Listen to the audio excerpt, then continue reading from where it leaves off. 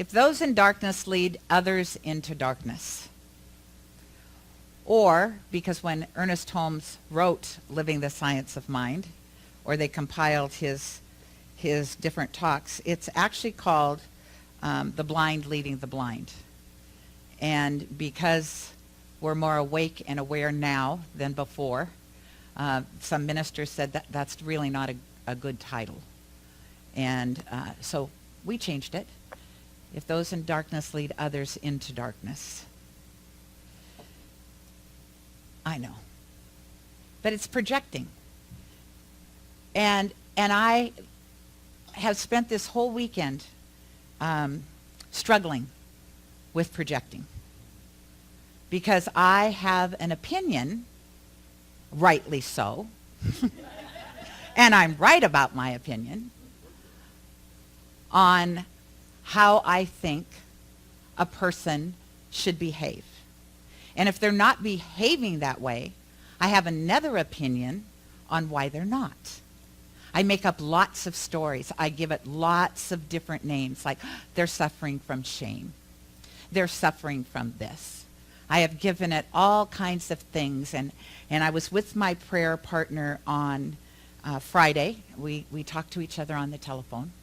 And I was, going on and on about this lovely person and about this other person who right now I'm not finding as lovely. And he said, Gayle, stop. I was like, okay. He goes, what if her only job was to give this delightful woman breath? What if that was it? And I was like, no. And yet, how many of us make up stories in our lives about other people? I used to call it my movies. I thought I only did it with people I was in relationship with. Evidently, I do it with anybody who is displeasing me. I make up reasons why they're behaving that way. Am I the only person that does that? Yeah, don't we? Everybody. Everybody. That's us, on our little path of self-righteousness maybe, not understanding, not being able to listen, not being told. Whatever it is, I have no idea now, nor have I ever had any idea about what my sister thinks. I have no idea what she thinks unless she tells me. I have no idea how she feels unless she tells me. And so I need to stop making up stories. Justifiable, justifying her behavior or not justifying her behavior. Either way, it's not right. It's really not right, because here's the deal. She is as much God in form as I am. She gets to express that God in form any way she chooses. The divine doesn't interfere in it. The divine never says, whoops, you're making a mistake there, girlfriend. It only says yes. Every once in a while, there might be a little nudge, a little voice. How many of you have gotten little nudges, little voices? How many of you refuse to listen? Yeah. Yeah. Yeah, until the 2x4 hits you. Right. And that's uncomfortable. But it happens when it's supposed to happen. I have no control over it. Unfortunately, Allison has no control over it. It happens when it's going to happen because she gets to behave the way she chooses to behave. And all I get to do is love her unconditionally. Right? So that's part of breaking that. Because as I tell my story about her or about anybody else, what am I looking for? I'm looking for all of you to go, you're absolutely right. Yep, that's true. I'm building myself a posse of people. Right? Because that's what we do. We build ourselves a posse of people so that we feel right, we're supported by people that agree with us, and we do this everywhere in our life, don't we? Everywhere. I'm right, they're wrong. And if you remember, at the beginning of the reading that Courtney said, if we could be more like Jesus, if we could understand, we're all right. Every single one of us. Because every single one of us is God in form. Every single one of us. And so we have to believe, or I choose to believe, the universe is always for me, it's never against me. You've all heard that, right? Sometimes it doesn't look that way, does it? Sometimes it's like, yeah, no, the universe cannot possibly be for me. This situation absolutely sucks. It's very painful, and how could the universe be for me? And then you get through that situation, and it may be 6 months later, it may be 6 years later, and you look back and think, oh yeah, there's that pony. Remember the pony and the pile? How do you find it? Do you all remember that story? I'll tell it one more, because some people are looking at me like, what? So two little boys run into the barn.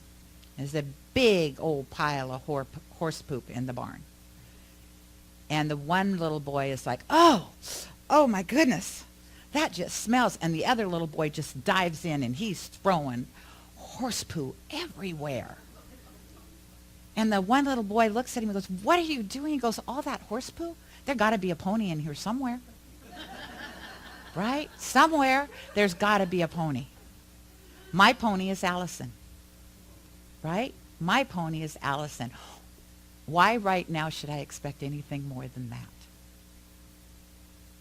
Because nothing could change the gift that I have had in my life these 4 or 5 days. Nothing can take away from that.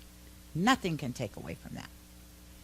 That's where we have to get to realize that even in all of the stuff, no matter how badly it smells, no matter how much it hurts, we're still here, so we're going to move through that, and eventually we'll look back and go, okay, there's my pony. That's why that happened. Because sometimes we do things mindlessly. And I know many of you have heard this story, however, I love it. And it's Thanksgiving. So there's a mother, a grandmother, and a little girl, and they're standing in the kitchen, and the mother's making a pot roast. And the mother does what the mother always does. She cuts the ends off the pot roast, and she puts it in the pan, and she puts it in the oven. And the little girl looks at her, and she goes, Mama, why are you cutting the ends off the pot roast?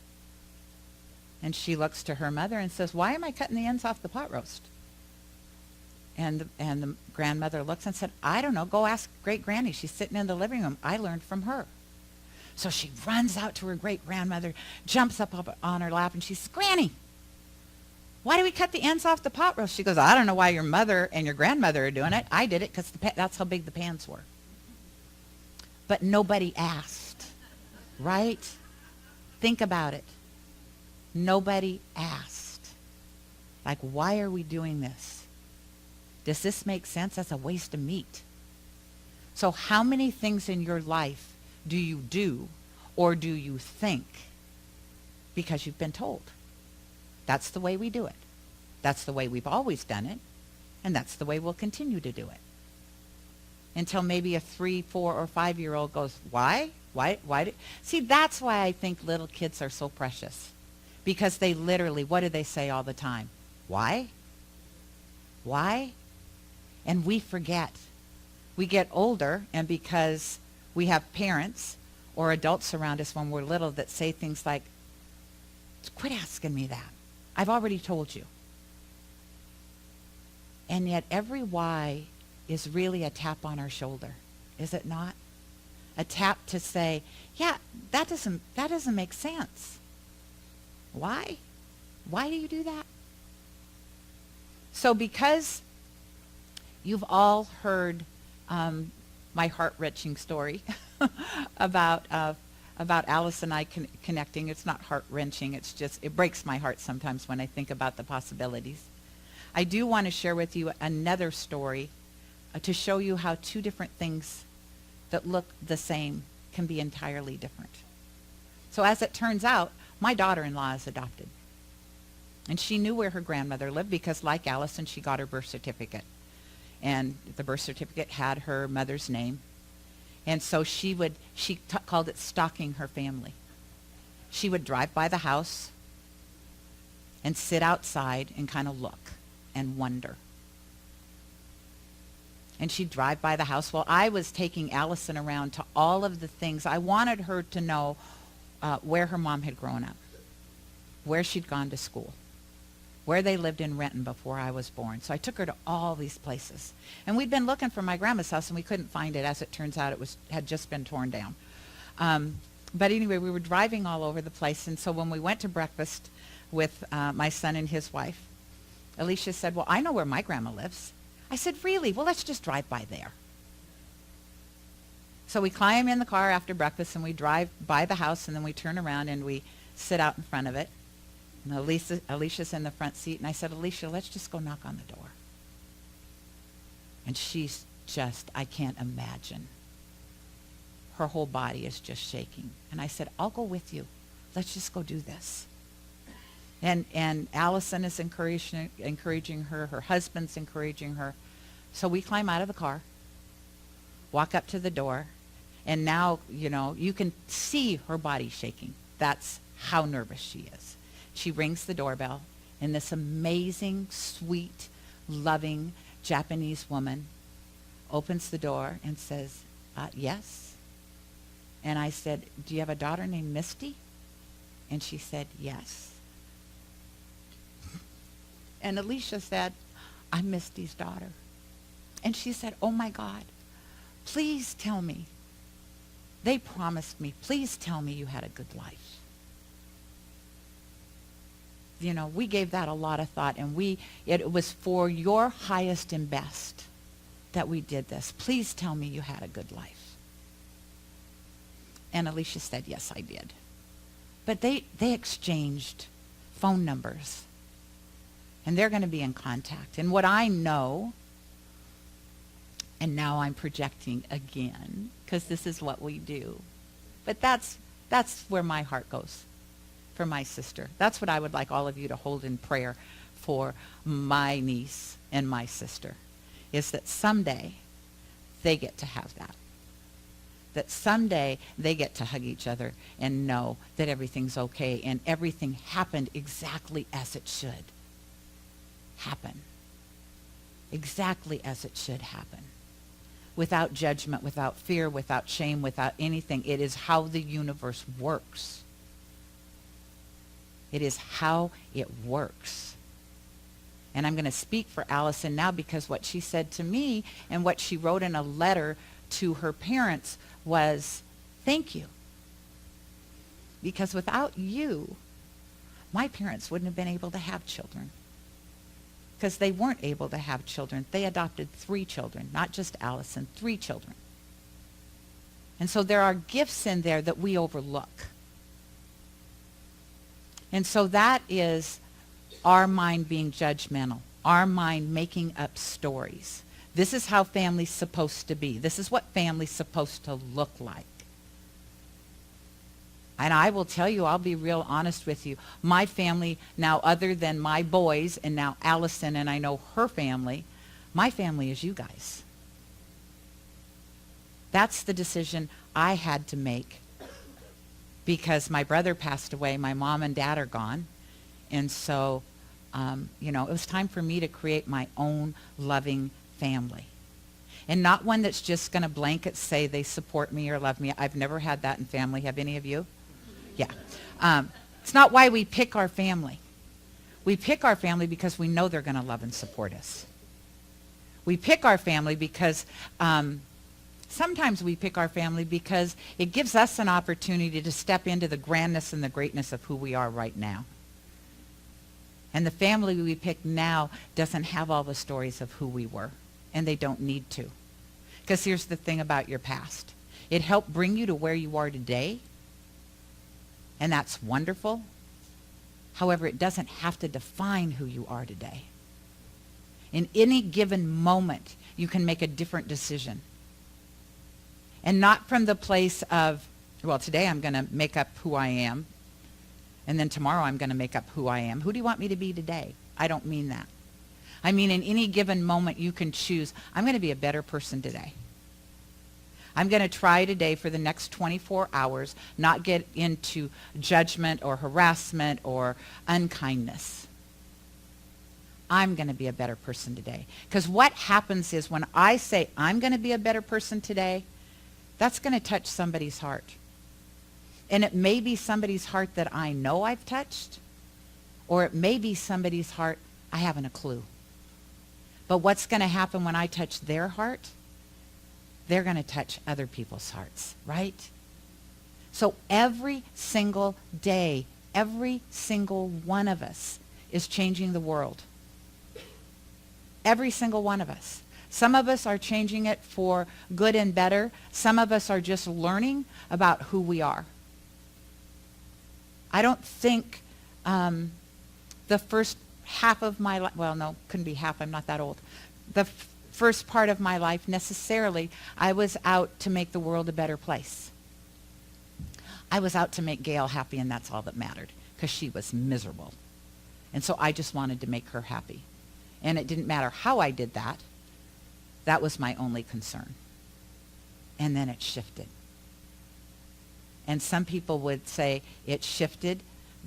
You know, I went to bed on October 18th. I woke up on October 19th and said, I'm just not going to behave that way anymore. I'm done. Over. Some people will say, wow, it was just like that. No, I don't believe that. It was a lifetime of learning. It was me, a lifetime of little things that were constantly happening to me that I wasn't paying attention to because I wasn't conscious.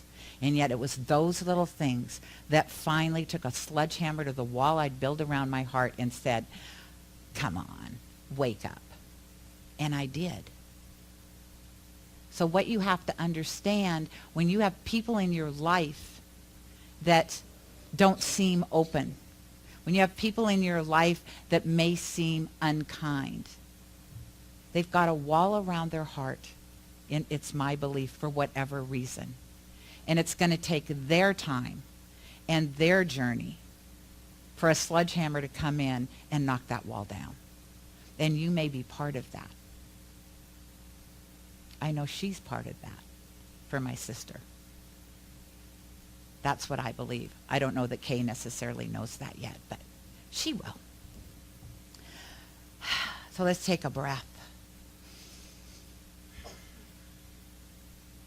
So a couple other things to remember when you're following people. And I'm not going to remember this. I saw it on Facebook and I meant to write it down. But it's good to remember, first of all, always tell the truth. Always tell the truth, because here's the deal: if you don't, you're going to have to remember what you said to people if you don't. And eventually, you'll get caught up in that web of, oops, oh, did I say that I lived in New Orleans? I didn't mean New Orleans, I meant New York. You get caught up when you lie. So always, always tell the truth. Because that is at the soul and the heart of who you are, is to tell the truth. And sometimes telling the truth is maybe not answering. Right? If somebody asks you a question and you don't want to answer it, it's funny, because I'm going to quote my sister, and boy, has she proven that this weekend. Silence is golden. Silence sometimes speaks more profoundly than all the words that you could ever speak. And so sometimes when somebody asks you something, to just look and not say anything at all. Or why do you think you want to know that? But tell the truth. Tell what's on your heart. It is important, because if you're telling the truth, then you can't get caught up. Oh, you can't get caught up in the highly unusual suspects. You can't get caught up in the blind leading the blind. You can't get caught up in the darkness leading us onward into more darkness. This is the truth, right?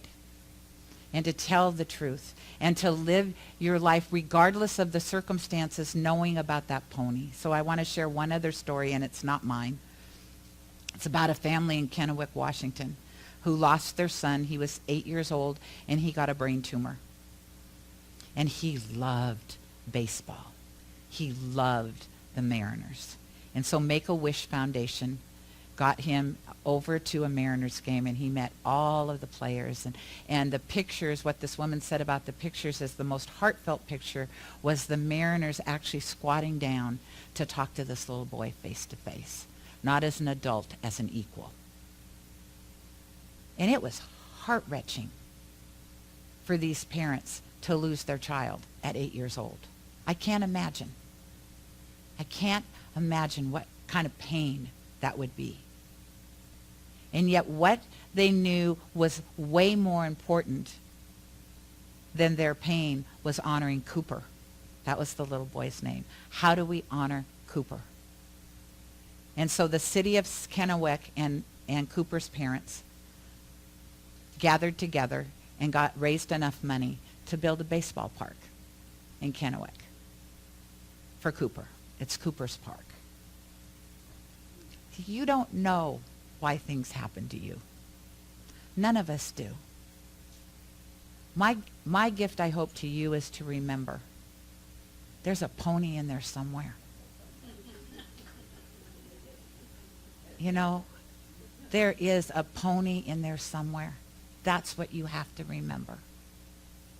Instead of judging why or judging where or how or who, it doesn't matter. Find the pony. Your life will be better because of it. And when your life is better because of it, the world is better because you're a better person. So let's pray.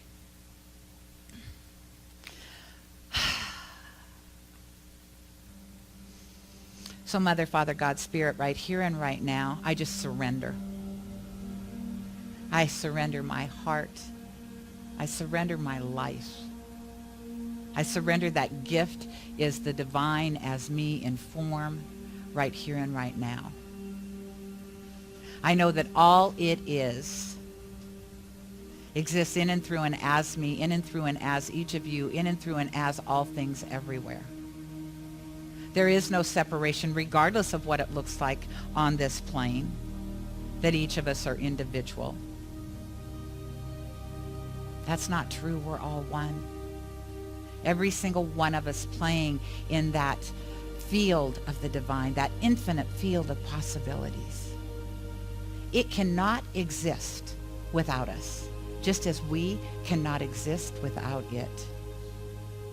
We are as important to that whole as it is to us. And so we breathe that in, that essence, that love, that knowing. And when we breathe out, we allow ourselves to breathe out through the space in our heart. To really know without a doubt. Each one of us, every one of us, is here for a purpose, a divine action, a divine plan, regardless of what we think our daily lives look like. Maybe our purpose is just to touch another person's heart. Maybe our purpose is to be kind beyond all measure. Maybe our purpose is to find that peace that goes beyond all understanding. Maybe our purpose is to let go of what we think is right, how we think things should happen. Maybe our purpose is to truly surrender and to realize every single one of us has a place in this field of infinite possibilities. And that place is defined by us and the divine that works through us. And so in that realm of being real, I know each one of us claims that and knows it as our truth. We rise up every day to face that opportunity to express again who we are, why we're here. And then we reach out, sometimes knowingly, sometimes not. And yet what we do, what I know, is each and every one of us is touching somebody's heart. And because we're doing that, we're changing the world, one person at a time. And so I call it good because I know it's God, and I stand here in absolute gratitude for my life, God's life, the one life, your life. I turn all these words over knowing that as it is spoken, in the mind of God, it's done. The minute I started to speak, the manifestation was already happening because it knows. And it knows at the core of who we are, we know. And so from that place of absolute knowing, I just release and let go. And together as a community, we say, and so it is. Amen.